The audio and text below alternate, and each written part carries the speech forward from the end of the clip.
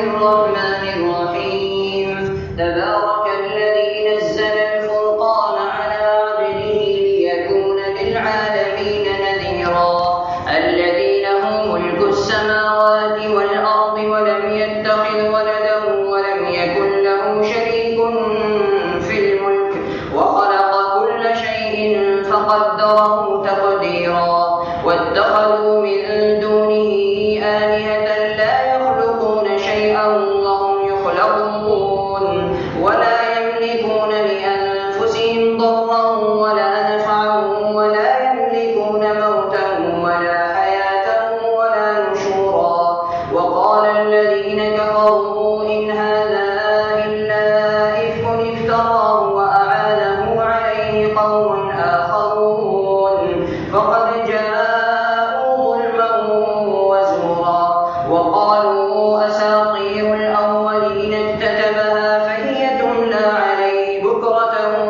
وأصيلا قل أنزله الذي يعلم السر في السماوات والأرض إنه كان غفورا رحيما وقالوا ما لهذا الرسول يأكل الطعام ويمشي في الأسواق لولا أنزل إليه ملك فيكون معه نذيرا أو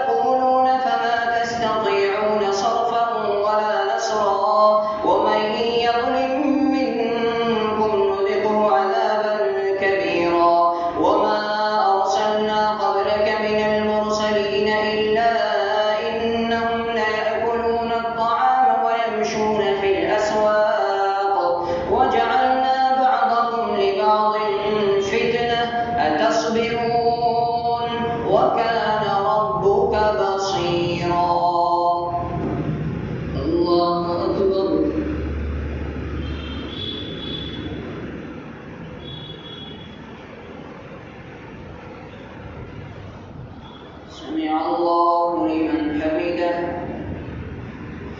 الله أكبر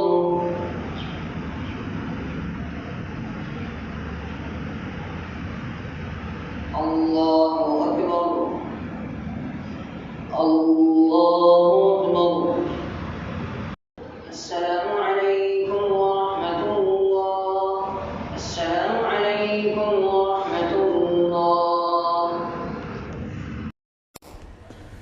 Thanks for watching. Don't forget to like, comment, share and subscribe to Al Wahid channel.